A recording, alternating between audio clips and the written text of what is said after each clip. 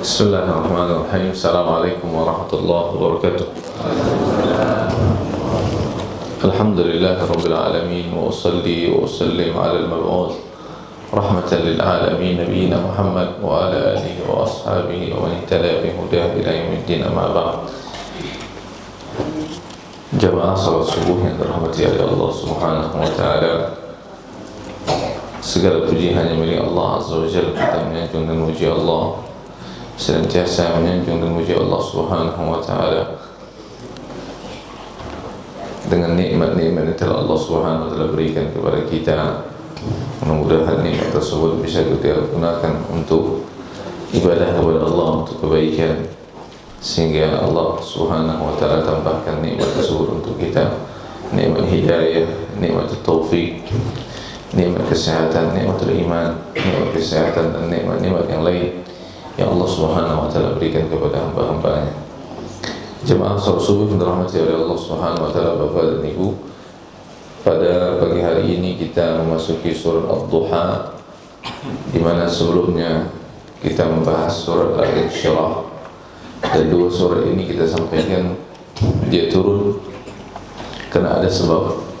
Ya, Allah Subhanahu wa taala menurunkan surat ini karena ada sebab, di mana Rasulullah SAW merasa gelisah ketika malaikat Jibril abta'a, ketika malaikat Jibril lambat datang untuk menurunkan wahyu kepada baginda Rasulullah SAW, sehingga ada seorang wanita dari kuffar Quraisy, disebutkan dalam satu riwayat dalam tafsir Imam Ibn Katsir, ya, wanita tersebut adalah Ummu Jamil, yaitu istri daripada Abu Lahab, paman Rasulullah SAW.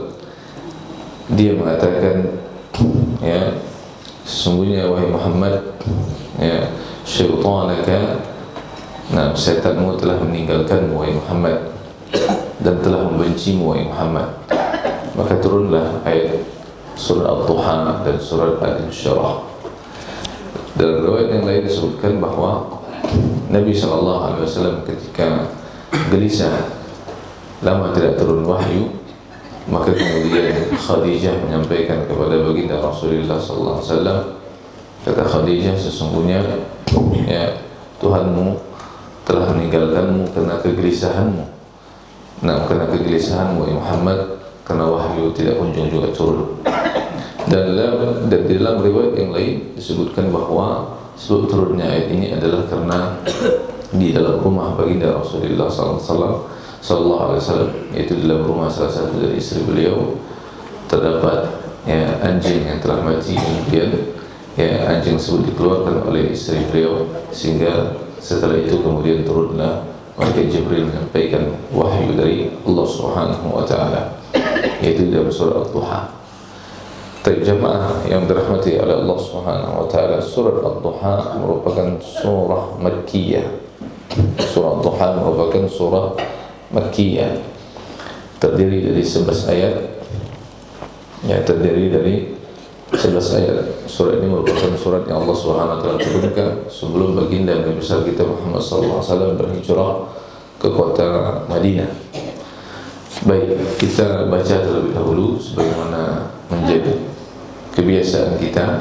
Kita baca terlebih dahulu surat ini dan jamaah mengikutinya. A'udzu billahi minasy syaithanir rajim. A'udzu billahi minasy syaithanir rajim. Bismillahirrahmanirrahim.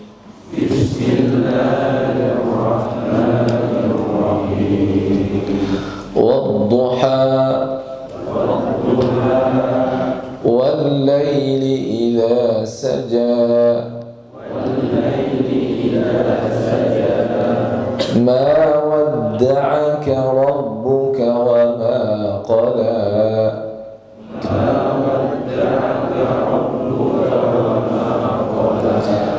وَلَلْآخِرَةُ خَيْرٌ لَكَ مِنَ الْأُولَى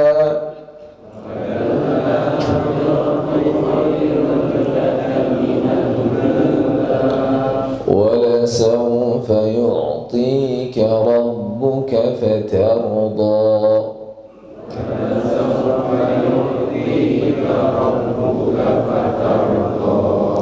ألم يجدك يتيما فآوى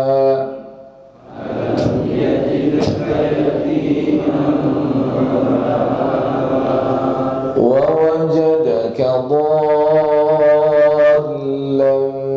فهدى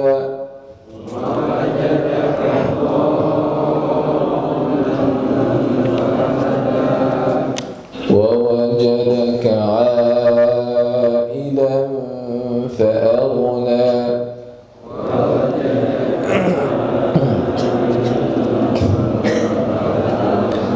فأما اليتيم فلا تقهر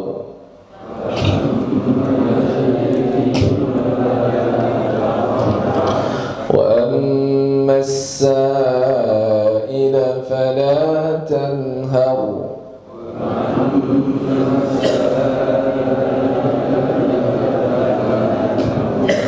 وأما بنعمة ربك فحدث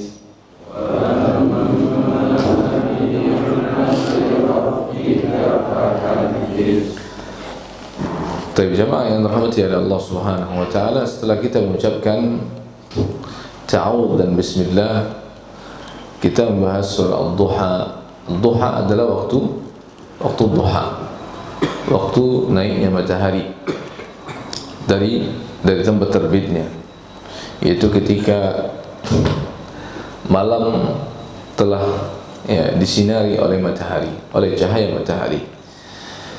Allah Subhanahu wa taala menyebutkan di dalam surat ini tentang beberapa hal tentang Nabi kita Muhammad sallallahu alaihi wasallam dan tentang nikmat yang telah Allah Azza wa Jalla berikan kepada baginda Rasulullah sallallahu alaihi wasallam. Minimal ada 4 sampai dengan 5 nikmat yang telah Allah Subhanahu wa taala berikan kepada baginda Rasulullah sallallahu alaihi wasallam. Yang pertama adalah nikmat kelak di akhirat. Kemudian nikmat yang berikutnya yang disebutkan oleh Allah Subhanahu wa taala dalam ayat ini, yaitu nikmat dunia. Nikmat Allah Subhanahu wa taala berikan kepada baginda Rasul sallallahu alaihi wasallam. Allah Subhanahu wa taala bersumpah dengan ayat pertama, wadduha, demi waktu duha, ketika matahari naik sepenggalan. Jemaah yang dirahmati oleh Allah Subhanahu wa taala, Allah Subhanahu wa taala bersumpah dengan makhluknya. Ini menunjukkan bahwa makhluk tersebut memiliki keagungan dan kemuliaan. Allah Subhanahu wa taala bersumpah dengan makhluk, menunjukkan makhluk tersebut memiliki keagungan dan kemuliaan.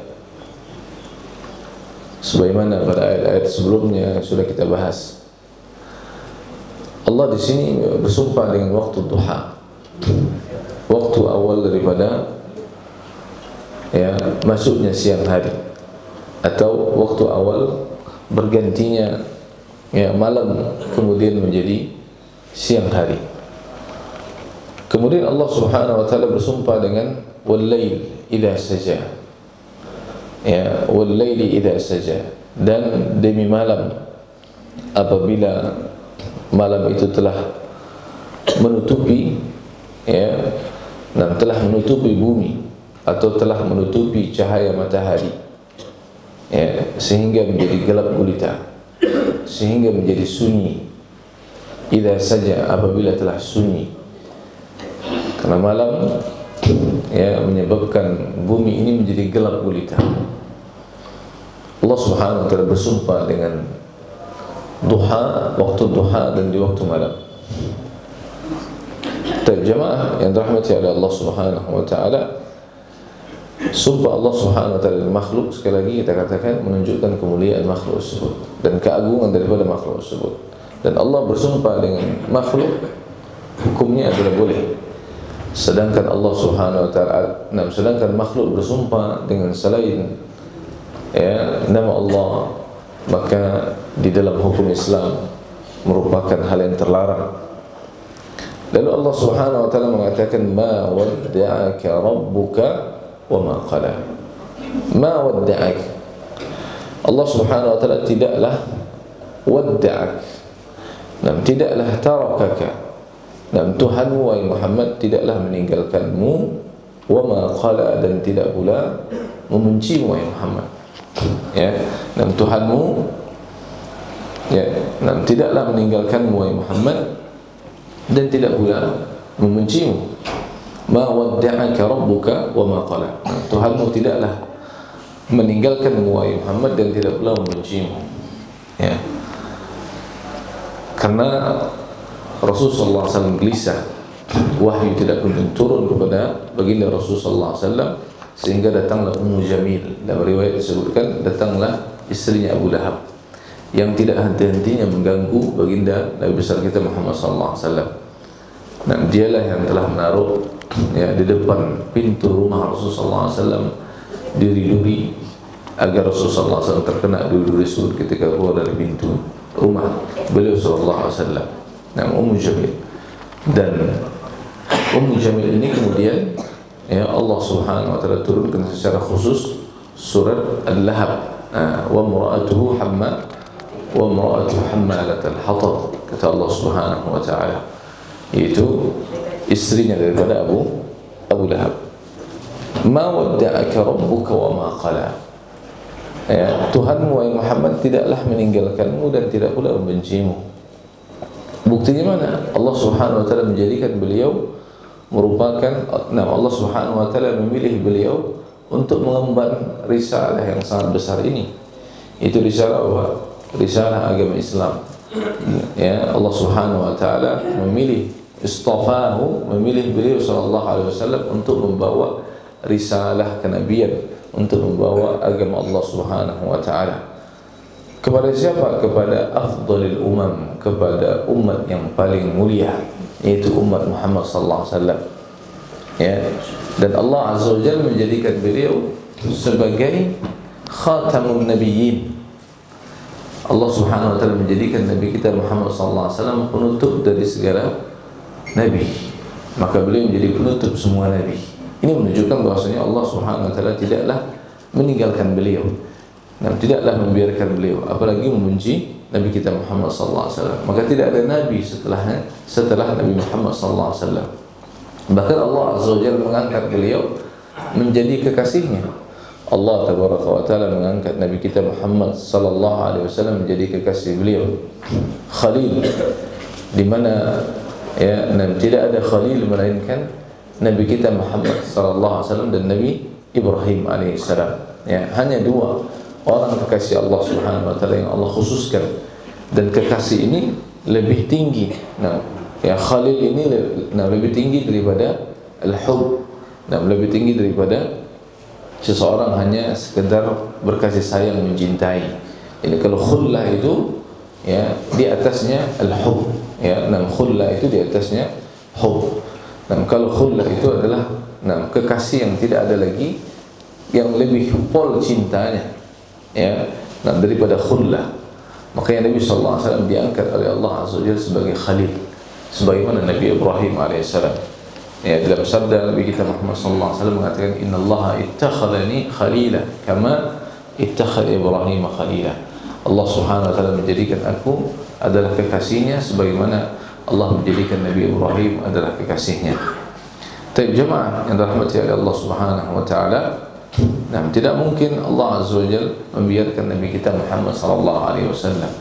Dalam banyak ayat Allah Azza wa Jalla sebutkan, di antaranya surah Tur ayat 48, "Wasbir li hukmi rabbika fa innaka bi a'yunina." Bersabarlah engkau wahai Muhammad terhadap ketetapan Tuhanmu, sesungguhnya engkau berada di dalam pantauan kami.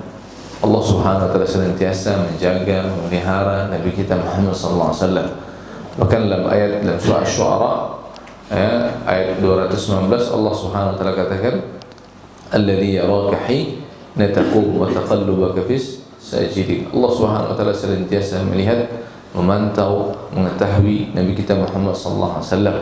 Bahkan ketika beliau berdiri melaksanakan salat, ketika beliau sujud, ya, pada saat beliau salat senantiasa diawasi dan dipantau oleh baginda oleh Allah Subhanahu wa taala. Kemudian jemaah yang dirahmati oleh Allah Subhanahu wa taala, Allah Azza wa Jalla mengatakan walal akhiratu khairul laka minal ula. Ini ayat yang keempat. Dan negeri akhirat itu dan kehidupan kampung akhirat itu khairul laka, lebih baik, jauh lebih baik bagimu, jauh lebih baik untukmu Muhammad dibandingkan kehidupan al-ula, kehidupan yang pertama. Kehidupan yang pertama itu kehidupan apa? Kehidupan dunia. Allah Subhanahu wa taala mengatakan walal akhiratu khairul laka minal ula. Kehidupan akhirat itu jauh lebih baik dibandingkan dengan kehidupan yang pertama. Nah, tentunya kehidupan akhirat bagi orang yang beriman adalah jauh lebih baik. Jauh lebih baik. Makanya mayit seorang, nah ketika orang itu telah meninggal, maka di antara sunnah yang harus kita perhatikan bagi seorang mukmin yang telah dicabut nyawanya oleh Allah, yang telah habis umurnya, masanya, maka hendaknya kita yang masih hidup segera mengurusi jenazahnya, lalu segera dikuburkan, tidak ditunda-tunda, karena dia menginginkan, karena dia berupaya, karena dia mengharapkan segera diletakkan ke dalam liang lahat supaya mendapatkan apa? Supaya mendapatkan nikmat daripada alam barzakh. Nikmat yang Allah tampakkan berupa surga Allah Azza wa Jalla, nikmat yang Allah datangkan dari surga Allah Subhanahu wa taala. Bahkan ketika mayat tersebut sudah berada di alam barzakh, maka dia mengharapkan segeranya ditegakkan hari kiamat. Ya, mereka berharap segera ditegakkan hari kiamat. Ya, kenapa demikian? Karena memang kehidupan akhir itu jauh lebih mulia, jauh lebih apa? Ya, jauh lebih baik dibandingkan kehidupan dunia. Ya, kalaulah kehidupan dunia ini kita banyak mendapatkan cobaan, dan memang harus mendapatkan cobaan itu, karena setiap manusia hidup di atas dunia ini pasti mendapatkan cobaan, pasti mendapatkan musibah, pasti mendapatkan ujian dari Allah Subhanahu wa taala. Tidak mungkin tidak. Setiap manusia yang hidup di atas dunia pasti akan mendapatkan cobaan. Pasti ketika dia mengarungi kehidupan ini, dia akan mendapatkan cobaan-cobaan dari Allah Subhanahu wa taala. Apa tujuannya? Tujuannya agar Allah ingin melihat sudah sejauh mana tingkat keimanan dia kepada Allah Azza wa Jalla. Alladzi khalaqal mauta wal hayata liyabluwakum. Allah yang menciptakan kehidupan dan kematian, tujuannya untuk apa? Liyabluwakum, untuk menguji kalian. Diuji sama Allah keimanan kita, diuji sama Allah Subhanahu wa taala, sejauh mana kita berpegang teguh dengan agama, dengan hidayah, dengan petunjuk Allah dan petunjuk Nabi kita Muhammad sallallahu alaihi wasallam. Allah tabaraka wa taala mengatakan walal akhiratu khairul laka minal ula, dan kampung akhir itu jauh lebih baik bagi Muhammad dibandingkan kehidupan yang pertama, kehidupan dunia. Makanya di dalam riwayat disebutkan, di dalam sirah nabawiyah disebutkan bahwa ketika Rasulullah sallallahu alaihi wasallam menjelang akhir hayatnya, beliau berkhutbah. Rasulullah sallallahu alaihi wasallam ketika 5 hari menjelang akhir daripada hayatnya, daripada kehidupannya, baginda Nabi besar kita Muhammad sallallahu alaihi wasallam keluar dari rumah beliau menuju ke masjid, lalu duduk di atas mimbar. Kemudian Rasulullah sallallahu alaihi wasallam berkhutbah. Di antara isi khutbahnya tersebut yaitu pada hari Rabu, Rasulullah sallallahu alaihi wasallam mengatakan, inna abdan khayyarahu Allah baina an yu'tiyahu min zahratid dunyati ma syaa wa baina ma 'indah fakhtara ma 'indah. Fabaka Abu Bakar As-Siddiq radhiyallahu ta'ala anhu faqala fadainaka bi abaina wa ummahatina. Kemudian berkata Abu Sa'id Al-Khudri, fa'ajibna lahu, fa'ajibna lahu.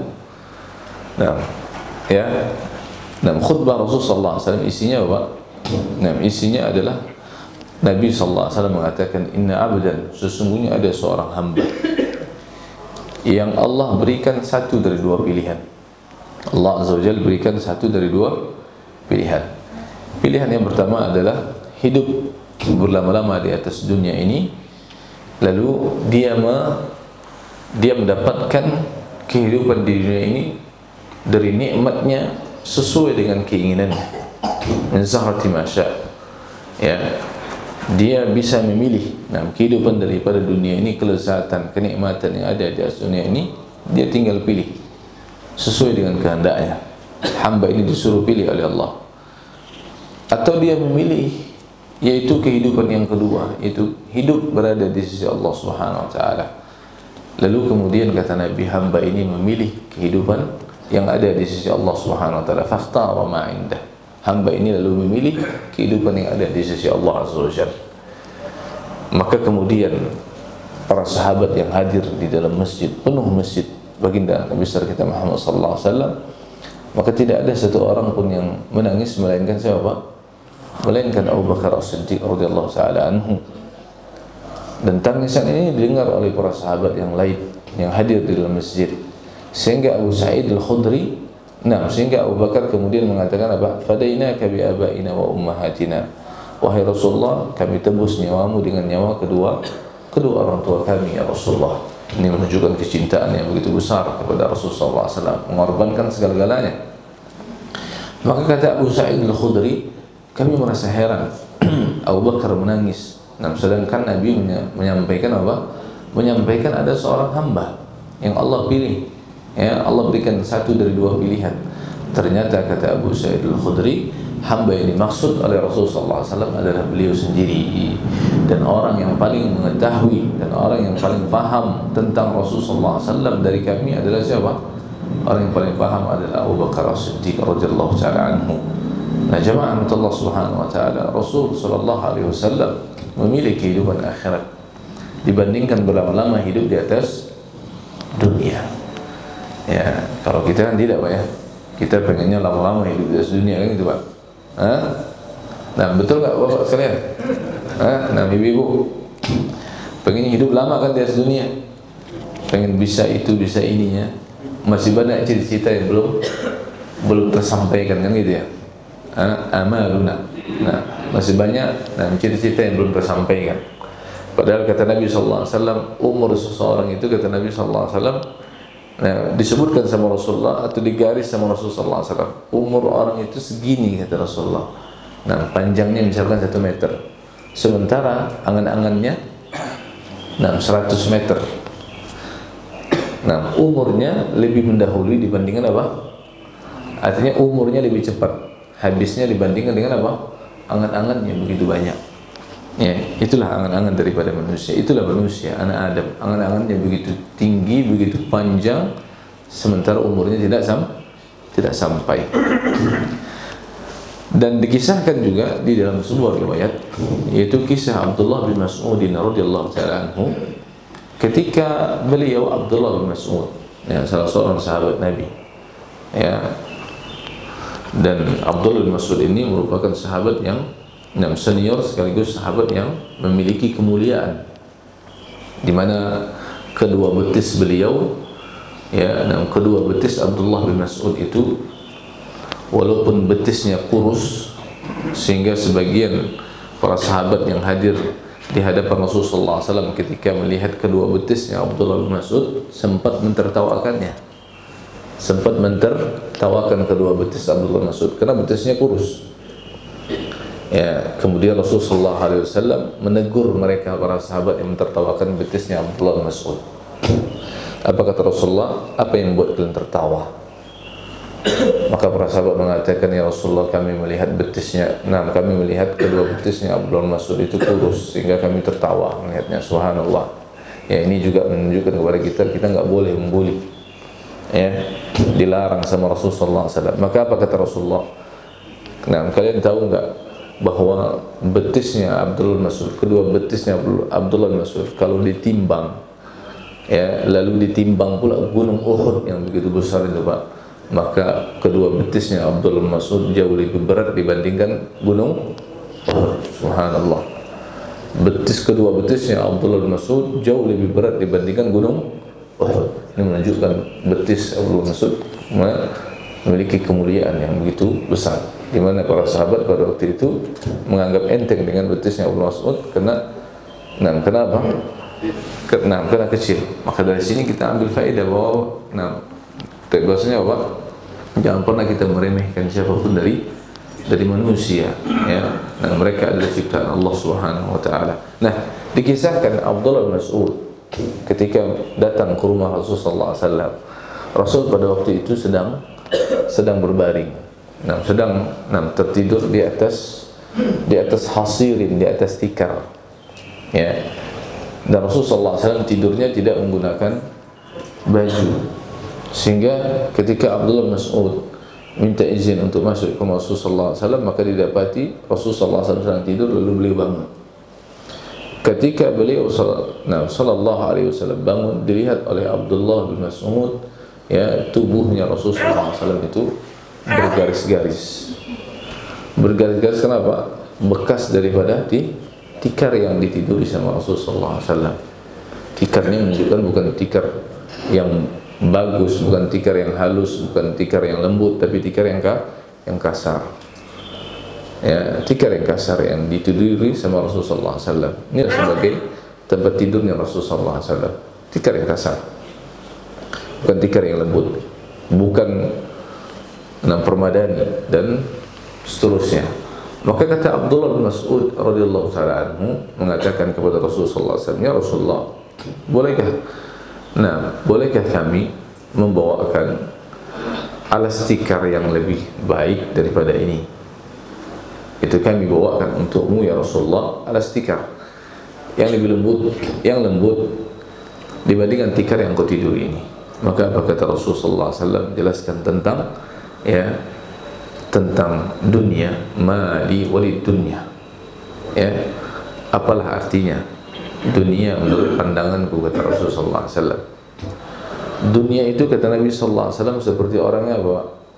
Seperti orang yang bepergian, seperti orang yang menaiki tunggangan, seperti orang yang menaiki kendaraan. Lalu kemudian dia pun berjalan. Lalu setelah itu dia akan apa? Istadhalla, lalu dia akan bernaung. Lalu dia akan singgah sejenak di bawah apa? Di bawah pohon, di bawah naungan. Setelah itu dia akan apa? Berangkat kembali. Gak mungkin orang tersebut akan berlama-lama di bawah naungan, di tempat persinggahan sementaranya. Pasti dia akan terus berjalan, ya, kepada apa? Kepada tempat asalnya. Maka seperti itu yang diibaratkan sama Rasulullah. Kita hidup di atas dunia ini adalah tempat persinggahan sementara, bukan tempat kehidupan yang selama-lamanya. Persinggahan. Yang namanya persinggahan, kita tidak akan hidup selama-lamanya di atas dunia. Kita pasti akan menuju kepada kehidupan yang kekal abadi selama-lamanya, yaitu kampung akhirat. Allah Subhanahu wa taala mengatakan, "Walal akhiratu khairul laka wa laka minal ula." Kemudian Allah Azza wa Jalla mengatakan dalam ayat yang kelima, "Wala sawfa yu'tika rabbuka fatarda." Ya. Wala sawfa yu'tika rabbuka fatarda. Dan betul-betul kata Allah Azza wa Jalla, kami akan memberikan engkau, Tuhanmu Muhammad akan memberikan kepadamu, yaitu pemberian fatarda, maka engkau akan ridha dengan pemberian tersebut. Di antara pemberian yang Allah Azza wa Jalla berikan kelak pada hari akhirat kepada baginda Rasulullah sallallahu alaihi wasallam, di antaranya apa? Yang pertama, al-haudhu al-mawrud. Ya, Nabi akan diberikan sama Allah, di mana pemberian tersebut merupakan nikmat yang terbesar, dan Nabi pasti akan ridha dengan pemberian tersebut. Apa pemberiannya? Berupa telaga, air telaga. Telaga Al-Kautsar. Rasulullah SAW akan diberikan secara khusus, di mana tidak diberikan kepada para anbiya yang lain. Itu berupa telaga Kautsar. Di mana telaga Kautsar tersebut akan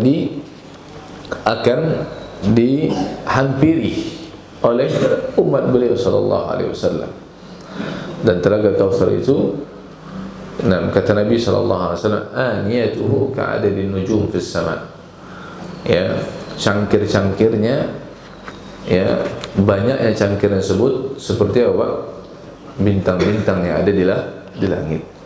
Ya, bintang-bintang. Bisa enggak kita menghitung bintang-bintang, Pak? Enggak bisa kita menghitungnya. Seperti itulah saking banyaknya cangkir-cangkir yang akan digunakan oleh orang-orang yang akan memasuki telaga Kautsar tersebut. Ya. Dan telaga Kautsar tersebut, kata Nabi sallallahu alaihi wasallam, barang siapa yang meminumnya sekali teguk saja, la yadma ba'daha abada. Orang tersebut tidak akan merasakan lagi rasa haus selama-lamanya. Sekali teguk, ya, dia ciduk sekali teguk, tidak akan pernah lagi selama-lamanya merasa haus. Itu air telaga Kautsar, ya, yang Allah Azza wa Jalla berikan kepada baginda Rasulullah sallallahu alaihi wasallam. Dan ini akan dihampiri oleh umat beliau sallallahu alaihi wasallam. Lalu kemudian ada di antara umat Nabi sallallahu alaihi wasallam yang akan diusir sama Allah. Ketika ingin menghampiri telaga Kautsar tersebut, dilarang sama Allah. Tak boleh kalian masuk. Keluar, kata Allah Subhanahu wa ta'ala, perintahkan kepada malaikat untuk mengusir orang-orang tersebut. Dan orang-orang itu dari kalangan umat Nabi Muhammad sallallahu alaihi wasallam. Sehingga Nabi Muhammad ketika melihat hal itu, umatnya diusir, maka beliau memanggil, ya, ummati, ya Allah, itu umatku, ya Allah, ya Allah, itu umatku, kenapa diusir?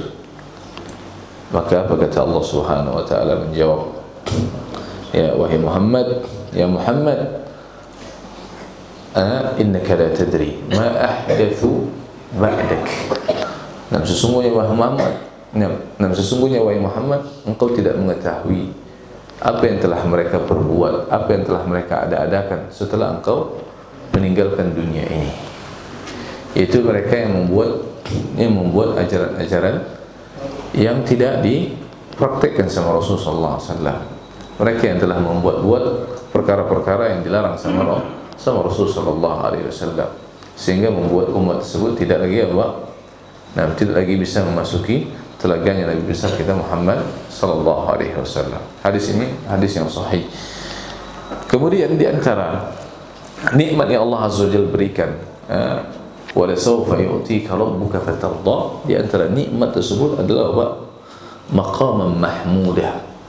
Itu kedudukan yang terpuji.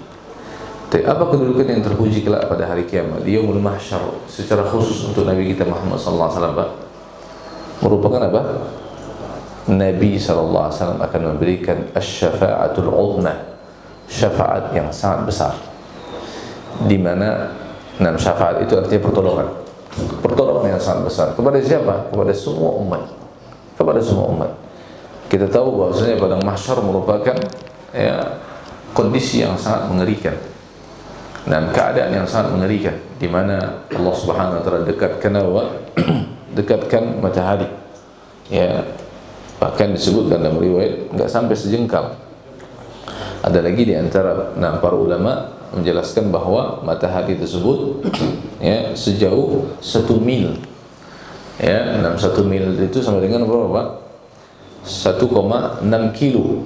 Kalau mil yang dimaksudkan adalah jaraknya merupakan jarak kilometer. Kalau mil yang dimaksudkan adalah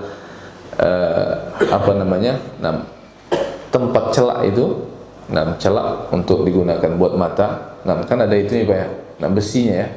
Celak besi yang kalau orang dulu suka menggunakannya. Maka kalau mil itu yang dimaksudkan, maka matahari tersebut tidak sampai 1 jengkalnya manusia di atas kepalanya. Maka kemudian kata Nabi sallallahu alaihi wasallam menyebutkan bahwa, ya, ada di antara manusia yang air keringat yang mengucur sampai melewati bibirnya, ya, sehingga bibirnya terkekang, nggak bisa berbuat apa-apa dengan air keringat orang tersebut. Ada lagi dengan air keringatnya sampai ke pinggangnya, ya, sampai ke lututnya dan sampai kedua mata kakinya, tergantung amalan seorang. Maka pada waktu itu umat manusia berupaya dengan kondisi menunggu apa? Menunggu hisab dari Allah, menunggu keputusan dari Allah Azza wa Jalla. Mereka berharap ada manusia, ada orang yang menyelamatkan mereka. Maka kemudian mereka mendatangi Nabi siapa? Pertama Nabi Adam alaihissalam. Mereka mendatangi Nabi Adam alaihissalam minta pertolongan. Kata Nabi Adam, aku nggak sanggup berikan pertolongan kepada kalian karena aku telah berbuat dosa. Kata Nabi Adam, aku pernah ditegur sama Allah karena aku memakan buah dari syajaratul khuldi, ya, buah dari pohon kekekalan, ya, beliau digoda oleh iblis. Maka datanglah kalian kepada Nuh, dan Nuh juga ya, kemudian mengatakan kepada manusia yang datang kepadanya, aku pun juga tidak sanggup untuk memberikan pertolongan kepada kalian. Nafsi, nafsi. Ya, kita sekarang berpikiran masing-masing saja sudah nafsi, nafsi. Masing-masing sudah nafsi, nafsi. Ya, nah masing-masing sudah, nggak ada yang bisa menyelamatkan kita pada hari ini, yaitu pada padang mahsyar. Jemaah Allah Subhanahu wa taala. Kemudian kata Nuh alaihissalam memberikan alasan apa? Sesungguhnya aku pernah ditegur sama Allah Subhanahu wa taala. Nah, apa tegurnya, Pak? Tegurnya adalah apa? Nabi Nuh alaihissalam berdoa kepada Allah, ya Rabb, ya, na'am innahu min ibni, na'am innahu min ahli, ya, na'am ya Allah, sesungguhnya anakku yang kau tenggelamkan itu dia merupakan anakku, yaitu bagian daripada keluarga aku, bagian daripada keluargaku. Maka kemudian, ya, Allah Subhanahu wa taala mengatakan innahu laysa min ahlik, wahai Nuh alaihissalam, sesungguhnya dia bukan lagi termasuk keluargamu karena dia telah berbuat maksiat kepada engkau, kepada Allah. Ya, ditegur sama Allah. Lalu kata Nuh, silakan kalian mendatangi Nabi Ibrahim. Datanglah mereka kepada Nabi Ibrahim. Kemudian Nabi Ibrahim pun juga apa? Nabi Ibrahim pun juga minta uzur, tidak bisa memberikan syafaat kepada mereka. Ya. Nah, tidak bisa memberikan syafaat kepada mereka. Lalu mereka mendatangi Nabi Musa alaihissalam, dan Nabi Musa pun juga tidak bisa memberikan syafaat. Lalu yang terakhir mereka mendatangi Nabi Isa, dan Nabi Isa pun juga tidak dapat memberikan syafaat. Lalu mereka, kata Nabi Isa, datanglah kepada saudaraku yaitu Muhammad. Maka mereka mendatangi Nabi Muhammad, yaitu manusia yang kelak pada yang ada di padang mahsyar. Maka Nabi kita Muhammad SAW memohon kepada Allah untuk diberikan izin untuk bisa memberikan syafaat. Maka Rasulullah SAW sujud, ya, di hadapan Allah Tabaraka wa Ta'ala. Maka Allah Azza wa Jalla setelah melihat Nabi kita Muhammad SAW sujud, Allah memerintahkan kepada Nabi Muhammad SAW, irfa' ra'sak sal tu'tah. Nah, kata Allah Subhanahu wa Ta'ala, wahai Muhammad, ya, angkat kepadamu, mohonlah, maka engkau akan diberikan, maka engkau akan dikabulkan. Ya, maka Nabi SAW mengangkat kepala beliau, lalu beliau diizinkan untuk memberikan syafaat. Ini merupakan nikmat yang sangat besar yang Allah SWT berikan kepada Nabi kita Muhammad SAW. Wala sawfa yu'tika rabbuka fatarda. Kemudian Allah SWT menyebutkan di dalam ayat yang ke-6, alam yajidka yatiman. Lalu Allah mengingatkan tentang masa lalu Nabi kita Muhammad SAW. Alam yajidka yatiman, ya, tentang masa lalu Nabi dan nikmat yang telah Allah Azza wa Jalla berikan kepada Nabi. Itu apa? Nah, tidakkah kata Allah, kami mendapati engkau dalam kondisi yatim. Nabi kita Muhammad SAW adalah, ya, seorang yatim. Dalam riwayat disebutkan sebelum Nabi SAW dilahirkan oleh Ibunda Aminah pada bulan Rabiul Awal telah berlalu, yaitu bulan kemarin, Rabiul Awal. Nah, sekarang Rabiul Akhir. Ya. Dan para ulama menyebutkan bahwasanya tanggal lahirnya Rasulullah SAW itu tidak ada yang bisa memastikan kapan tanggalnya. Ya. Sebagian ulama ada mengatakan tanggal 8, sebagian lagi mengatakan tanggal 10 Rabiul Awal, sebagian lagi mengatakan tanggal 12. Walaupun yang masyhur tanggal 12, yang masyhur, ya, tapi tidak ada dari ulama kemudian memastikan tanggal 12 pasti. Karena kalau dia memastikan, dia harus mendatangkan apa? Ada dalil. Dan ulama tidak ada yang bisa mendatangkan dalil yang sahih bahwasanya Nabi dilahirkan pada tanggal 12 atau tanggal 10 atau tanggal 8. Dari sini pula kemudian apa hukumnya, kata para ulama, ya, ketika para ulama itu ikhtilaf menentukan tanggal, menunjukkan bahwasanya tidak ada syariat tertentu, ya, pada saat hari kelahiran baginda Rasulullah SAW, dan tidak ada hukum tertentu. Nah, adapun ulama sepakat bahwasanya Nabi SAW lahir pada hari Senin. Itu sepakat para ulama. Senin, Rabiul Awal, dan Amul Fil, tahun gajah. Tapi jemaah yang dirahmati oleh Allah Subhanahu wa Ta'ala, Nabi lahir dalam kondisi yatim, tidak memiliki bapak, ya, tidak memiliki bapak. Setelah itu yatim lagi. ketika umur beliau 6 tahun ditinggal oleh ibunda Aminah bintu Wahab. Ibunda beliau kemudian meninggal setelah Rasulullah SAW selesai disapi. Nah, selesai apa? Ya, nah selesai diasuh dan dibesarkan, dan diasuh sama ibunda beliau hanya 2 tahun. Rasulullah SAW diasuh oleh ibu angkatnya selama 4 tahun namanya. Ya, masuk tahun kelima Rasulullah SAW diserahkan kepada ibu kandung beliau Aminah. Selama 4 tahun tinggal di mana, Pak? Tinggal di perkampungan Bani siapa? Nah, Bani siapa, Pak? Rasulullah SAW diasuh oleh ibu angkatnya selama 4 tahun. Selama 4 tahun genap, dan tahun kelima Rasulullah SAW ya dikembalikan kepada ibunda beliau, ibu kandung beliau Aminah. Selama 4 tahun itu tinggalnya di perkampungan Bani siapa, Pak? Nah, ada yang tahu? Di perkampungan Bani siapa? Ibu yang tahu dapat hadiah. Nah, perkampungan siapa? Siapa? Bani? Kayaknya ada tadi nyebut, tapi kayaknya ramai-ramai nyebut ya. Nah, perkampungan Bani Sa'ad. Ya, nah perkampungan Bani Sa'ad. Ya, perkampungan Bani Sa'ad. Ya, Bani Sa'ad. Ya, nama ibu kandungnya siapa? Halimah Sa'diyah. Halimah As-Sa'diyah, perkampungan Bani Sa'ad. Dan kisah tentang bagaimana Rasulullah SAW diasuh oleh Halimah As-Sa'diyah, subhanallah, kisah yang sangat menakjubkan ya. Dan Rasulullah SAW dikembalikan ya, pada umur beliau genap 2 tahun ya, dikembalikan kepada ibunda beliau. Tapi Halimah As-Sa'diyah memohon kepada ibundanya, kepada Aminah ya, agar apa?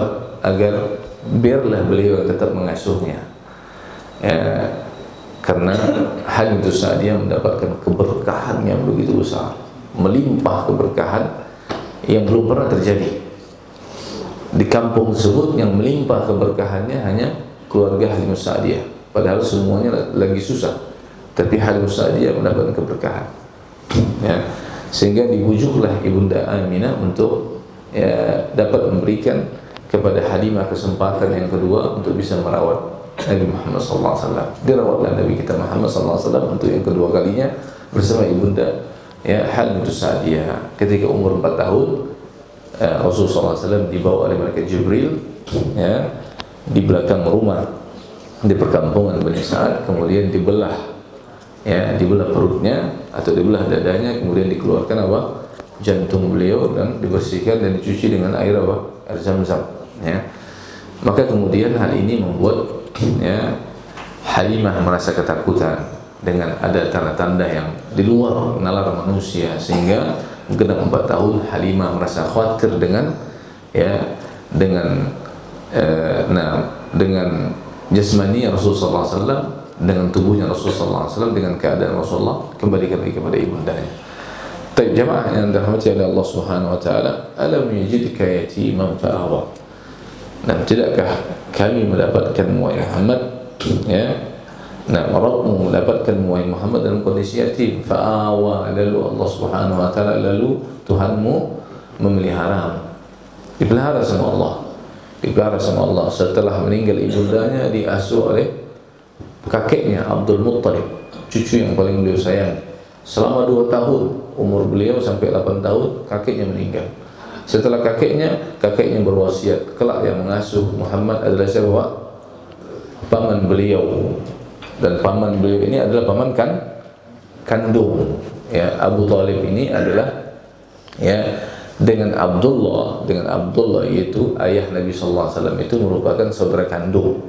Adapun yang lain saudara sebapa. Jadi Abdullah dengan Abu Talib ini saudara kandung, itu satu ayah satu ibu. Makanya sayangnya Abu Talib kepada keponakannya ini luar biasa ya, karena dia memiliki saudara kandung ya, bontot yang bernama siapa? Abdullah ya. Diasuh oleh siapa? Abu Talib sampai umur Nabi sallallahu alaihi wasallam, atau sampai Nabi sallallahu alaihi wasallam menjelang Hijrah, yaitu pada tahun ke-10 atau pada tahun ke-11 ya, tahun ke-11 kenabian ya, Rasul sallallahu alaihi wasallam mendapati musibah yang sangat besar. Musibah yang pertama siapa? Musibah yang pertama meninggalnya ya, meninggalnya siapa? Meninggalnya ya, istri Rasul sallallahu alaihi wasallam Khadijah. Dan yang kedua ya, meninggalnya paman beliau Abu Talib. Maka tahun tersebut disebut dengan Amul Huzn ya, tahun kesedihan yang menimpa baginda Rasulullah SAW. Alam yajidka yatiman fa'awa. Kemudian ayat yang ketujuh, wa wajadaka dhallan fahada. Ya, kami mendapatimu wahai Muhammad, dan dia Allah Subhanahu wa taala mendapati engkau wahai Muhammad dalam kondisi apa? Dhallan. Jangan ditafsirkan dhallan ini tersesat ya. Karena ada orang yang sempat viral pada waktu itu Pak ya, menafsirkan bahwasanya Nabi Muhammad itu sebelumnya adalah apa? Sesat katanya. Subhanallah ya, dia nggak ngerti bahasa Arab. Wajadaka dhallan fahada ya, Tuhanmu wahai Muhammad mendapati engkau ghairu alim ya, belum mengetahui apa-apa. Dhallan di sini apa? Tidak mengetahui apa-apa. Fahada adalah Allah berikan petunjuk. Karena Allah sebutkan di dalam surah An-Nisa ayat 113, dalam surah Al-Ankabut ayat 48. Apa kata Allah? Pak, kita sampai jam berapa nih Pak? Tinggal 3 menit lagi ya. Tinggal 3 menit lagi insyaallah. Dan Allah Subhanahu wa taala menyebutkan wa wajadaka dhallan fahada. Dalam ayat yang lain Allah Azza wa Jalla sebutkan tentang Nabi Muhammad sallallahu alaihi wasallam, wa 'allamaka ma lam takun ta'lam. Allah mengajar engkau apa-apa yang dahulunya engkau belum mengetahui. 'Allamaka ma lam takun ta'lam. Wa ma kunta tatlu min qablihi min kitabin wa la takhutuhu bi yaminik. Ya. Dan dahulu wahai Muhammad engkau wa ma kunta tatlu min qablihi, engkau belum bisa ngapa-ngapain kata Allah Subhanahu wa taala. Engkau enggak bisa baca ya, dan seterusnya. Ya, karena Nabi Muhammad sallallahu alaihi wasallam adalah apa? Ummi. Ya, tidak la yaqra wa la yaktub, enggak bisa membaca dan enggak bisa menulis, tapi Allah berikan wahyu kepada beliau sallallahu alaihi wasallam. Wajadaka dhallan fahada. Ini nikmat yang kedua Pak ya. Nikmat ketika Rasulullah SAW berada di atas dunia, yatim, lalu Allah Subhanahu wa taala jaga beliau. Kemudian yang kedua apa? Ya, enggak mengetahui apa-apa, lalu Allah berikan hidayah. Kemudian yang berikutnya apa? Wa wajadaka 'ailan fa'aghna. Ya, kami mendapati dan Tuhanmu mendapati engkau wahai Muhammad ailan. Apa ailan? Faqiran, dalam kondisi apa? Miskin, enggak punya apa-apa, lalu Allah kayakan engkau wahai Muhammad. Ya, kau kayakan engkau wahai Muhammad. Ya, ini menunjukkan bahwasanya Nabi sallallahu alaihi wasallam sudah mendapatkan dua-duanya. Apa? Mendapatkan bagaimana ya, kondisi kefakiran, kemudian membuat Nabi kita Muhammad sallallahu alaihi wasallam itu sabar, di mana Rasul sallallahu alaihi wasallam mendapatkan kekayaan, kemudian membuat beliau bisa bersyukur. Di antara Allah memberikan kekayaan kepada baginda Rasul sallallahu alaihi wasallam berupa apa? Berupa harta rampasan perang, berupa ghanimah yang Allah Azza wa Jalla berikan kepada baginda Nabi besar kita Muhammad sallallahu alaihi wasallam, berupa harta ghanimah yang Allah Azza wa Jalla berikan. Ghanaim 'azimah. Ghanimah yang sangat besar. Kemudian baru setelah itu, setelah Allah sebutkan nikmat-nikmat tadi, minimal 3 nikmat di dunia, nikmat sebelumnya adalah nikmat akhirat, yaitu Allah Azza wa Jalla berikan membuat Nabi sallallahu alaihi wasallam ridha. Kemudian apa kata Allah Subhanahu wa taala, dan ini untuk kita juga, fa ammal yatima fala taqhar. Adapun ya, orang yatim maka janganlah engkau membentaknya wahai Muhammad, atau taqhar, maka engkau jangan apa? Engkau memaksanya, ya, engkau merendahkannya, ya. Karena dahulu engkau juga pernah yatim wahai Muhammad. Ya, engkau dahulu juga pernah yatim. Maka jangan engkau apa? Ya, mencela, membentak atau merendahkan, memaksa anak yatim tersebut, atau tidak memperdulikannya. Makanya Nabi sallallahu alaihi wasallam menyebutkan dalam sebuah hadis tentang ya, faedah ya yang sangat besar bagi siapa saja yang mau mengurusi, yang memperhatikan anak yatim. Ana wa kafilul yatim kahatain, kata Nabi. Aku dan orang yang menanggung anak yatim itu seperti apa? Seperti ini kelak pada hari kiamat, yaitu antara jari telunjuk dengan jari tengah. Ya. ana wa kafil yatim kahatain. Aku dengan orang yang ya memelihara, mengurusi anak yatim itu dengan apa? Dengan Nabi kelak pada hari kiamat seperti ini, kata Nabi. Ya, itu apa? Jari tunjuk dan jari tengah. Ya, maka kalau kita punya anak yatim, ya, nah kita pelihara mereka, kita bantu mereka, ya. Nah, kita bantu. Kemudian wa amma sa'ila fala tanhar. Adapun orang yang meminta-minta, adapun orang yang bertanya atau meminta, maka fala tanhar, maka jangan engkau hardik dia. Ya, sa'il di sini bertanya atau meminta. Ya, bertanya, misalkan bertanya yang pertama adalah bertanya tentang ilmu. Maka jangan pula ketika seorang guru, seorang ustaz, ya, ketika dia ditanya langsung dia marah kepada si bertanya, ya. Atau ketika ada orang yang minta kepadanya, maka jangan pernah dia atau orang yang minta tersebut dibentak, diusir, ya. Maka kalau kita tidak memiliki, maka kita tolak dengan cara yang halus. Dan yang ayat yang terakhir jemaah Allah Subhanahu wa taala, wa amma bi ni'mati rabbika fahaddits. Dan adapun dengan nikmat Tuhanmu wahai Muhammad, maka ceritakanlah, fahaddits. Kita bercerita ini tahadduts bin nikmah, ini merupakan salah satu ungkapan rasa syukur. Jadi salah satu ungkapan rasa syukur kita kepada Allah Subhanahu wa taala adalah dengan apa? Bercerita tentang nikmat yang Allah Azza wa Jalla berikan kepada kita. Dan perlu diketahui, bercerita nikmat Allah ini, ya, bukan tujuannya untuk iftikhar, bukan tujuannya untuk membanggakan diri dengan nikmat yang telah Allah Azza wa Jalla berikan kepada kita. Kalau tujuannya untuk membanggakan, maka hal ini dilarang, ya, maka masuk dalam kategori tercela. Ketika orang tersebut, ya, tujuan dia menceritakan nikmat Allah, saya baru saja beli rumah, baru saja beli mobil, baru ini, tujuannya untuk berbangga-bangga, maka ini yang tercela. Ya, maka ini yang dilarang di dalam agama. Adapun kalau dia bercerita tentang nikmat Allah, bentuknya ingin mensyukuri nikmat tersebut, ya, sebagaimana Rasulullah SAW dahulu yatim, beliau bercerita bahwasanya dahulu yatim, beliau dahulu tidak mengetahui apa-apa, lalu Allah berikan hidayah kepada beliau, bahkan beliau dalam kondisi fakir, Allah kayakan beliau, maka bercerita tentang nikmat Allah, tujuannya untuk mensyukurinya, maka ini yang dianjurkan. Wa amma bi ni'mati rabbika fahaddits. Allah ta'ala alam. Ini jemaah yang dirahmati oleh Allah Subhanahu wa taala, tafsir daripada surah Ad-Duha. Dan tentunya, ya, Allah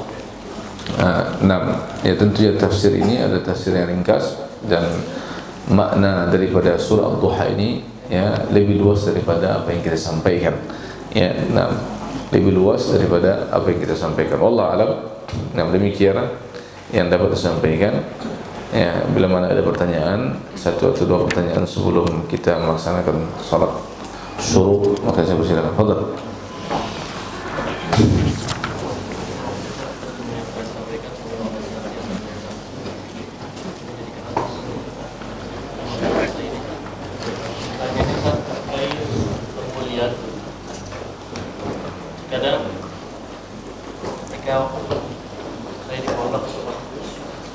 Anak-anak yang dibully adalah anak-anak yang senantiasa buat keributan atau yang biasa buat masalah. Maka bagaimana hukumnya membuli terhadap anak-anak yang suka buat masalah tersebut, Ustaz? Buat kegaduhan gitu ya. Buat kegaduhan.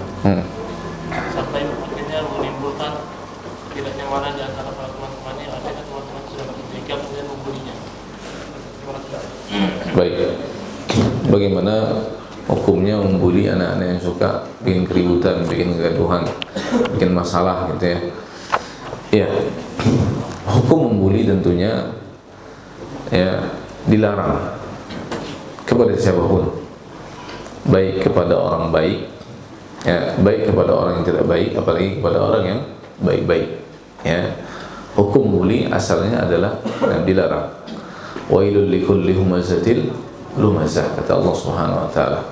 Ya, ini masuk dalam bentuk pembulian, dan pembulian itu ada kalanya bentuknya verbal, ya, bentuknya secara lisan, ya, ucapan-ucapan, ungkapan-ungkapan yang tidak baik, memojokkannya, ungkapan kotor dan seterusnya kepada orang tersebut, atau bully dalam bentuk fisik, ya, dengan melakukan penindasan, tekanan kepada dia, bahkan sampai memukul dan seterusnya. Bahkan bully dalam bentuk hal apa yang sifatnya seksual, ya. Dan ini semuanya terjadi ya dalam lingkaran pendidikan di tengah-tengah kita, hidup tengah-tengah kita di Indonesia ini secara khusus. Ya, jadi kembali tadi kepada kalau dia orangnya nakal, boleh nggak kita bully, boleh nggak kita ejek dan seterusnya, boleh nggak kita kerjain gitu ya? Nggak boleh, tetap nggak boleh. Justru anak yang nakal itu ya, ketika kehidupan misalnya di pesantren dibawa kerana apa? Ke hadapan gurunya, ke hadapan ustadznya, ke hadapan yang bertanggung jawab, misalkan kesantrian atau minimal kepada wali asrama terlebih dahulu sebelum naik ke kesantrian.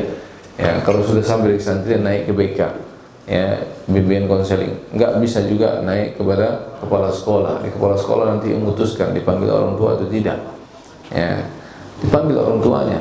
Ketika dipanggil orang tuanya nggak juga berubah, dikasih surat peringatan. Ya, pertama, surat peringatan kedua. Kalau nggak juga berubah karena dia bikin onar di pesantren itu, maka dipulangkan. Ya, serahkan kembali kepada kedua orang tuanya. Dan ini yang kita bahas bahwa kadang-kala orang tua mendapati anaknya bandel, dimasukkan ke mana, Pak? Dimasukkan ke pesantren. Ini salah besar. Dan ingat, Pak, orang tua yang memasukkan anaknya bandel ke pesantren dan anak tersebut justru mengganggu teman-temannya sehingga teman-temannya ada yang nggak betah lalu keluar, orang tua dapat dosa jariah. Ya, dosa jariah, dosa yang terus mengalir. Kenapa? Karena ada anak-anak yang baik terganggu lalu keluar, nggak betah. Ada anak-anak yang asalnya baik dimasukkan orang tuanya gara-gara anak bapak ibu yang tadi bandel ikut terpengaruh, dapat dosa jariah. Ya, justru dimasukkan pesantren itu anak yang baik, anak yang baik. Ya, bukan anak yang sudah bandel masuk pesantren. Ya, memang niat orang tua agar anak yang bandel itu masuk pesantren supaya menjadi baik. Ya, ini namanya apa? Namanya ingin ingin meringankan beban orang tua lalu diberikan kepada siapa? Kepada gurunya, kan gitu. Nah, gurunya muter otak jadi ini gimana caranya ini anak supaya jadi baik, ya kan? Nah, justru anak yang bandel tadi ini dididik dulu di rumah. Tapi gimana Ustaz, kita sebagai orang tua sibuk kerja? Ya itu tanggung jawab Anda. Ya, tanggung jawab Anda. Anda harus datangkan guru, Anda harus datangkan ustaz, Anda berkonsultasi kepada guru, kepada ustaz, bahkan kepada ahli psikologi dan seterusnya kalau itu dibutuhkan. Atau memang ada pesantren. Nah, saya punya cita-cita gitu ya.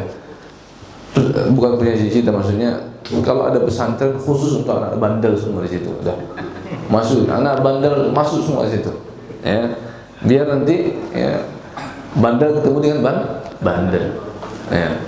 Jadi bandel ketemu bandel mudah-mudahan nah jadi baik kan gitu ya. Ya. Plus ketemu plus kan jadi baik gitu ya. Atau minus ketemu minus kan gitu ya.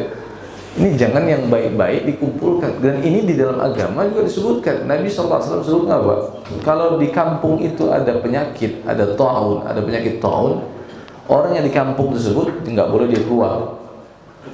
Orang yang di luar kampung tersebut jangan masuk, gitu kan? Jangan masuk dia di kampung tersebut karena sedang ada penyakit di sana. Artinya apa? Jangan dicampurkan, jangan campurkan. Nabi saja menyebutkan tentang masalah onta yang sakit dengan onta yang sehat, jangan digabung. Jangan digabung, dipisahkan. Ya, ini anak sudah tahu bandel. Kadang-kala orang tua masukin dia pesantren nggak jujur, Pak. Ya, anak itu lihat baik-baik, gitu kan? Orang tua nggak jujur kalau ini anak bandel. Karena kalau orang tua jujur, pesantren mana yang mau menerima kan gitu ya? Nggak ada yang mau menerima pesantren. Ya. Al-Imam Ibnu Qayyim dalam kitab beliau, ini sebagai penutup, beliau menyebutkan justru yang dimasukkan ke pesantren itu dilihat dulu anak-anak yang cerdas, secara apa? Ya, secara kemampuan, yang memiliki memori, kekuatan ingatan. Justru dia dipilihkan untuk apa? Masuk ke pesantren untuk menghafalkan Al-Quran Karim, untuk belajar agama dan seterusnya. Kalau kecondongan dia bukan ke situ, jangan dipaksakan. Kalau kecondongan dia situ, jangan dipaksakan. Ya, tapi tetap dia mendapatkan apa? Pembelajaran akidah, belajar agama. Ya. Jadi anak pesantren ini tanggung jawab orang tua. Ya, jangan diserahkan kepada guru jadinya yang pusing. Ya, nah guru jadi pusing. Dan orang tua berharap kalau anaknya nanti masuk pesantren bisa jadi malaikat, kan gitu ya, jadi baik semuanya. Belum tentu, ya, belum tentu. Ya. Maka tadi saya katakan, jadi jangan sampai menjadi dosa jariah bagi orang tua. Ya, anaknya bandel, akibatnya apa? Anak orang lain yang menjadi apa? Menjadi akibatnya itu menjadi malapetaka. Ya, yang lain pengennya baik-baik, ya, kemudian jadi rusak gara-gara anak yang bandel. Wallahu a'lam. Baik, kita cukupkan sampai di sini. Wa akhir da'wana alhamdulillah rabbil alamin. Subhanakallahumma wa bihamdika asyhadu an la ilaha illa anta astaghfiruka wa atubu ilaik. Assalamualaikum warahmatullahi wabarakatuh.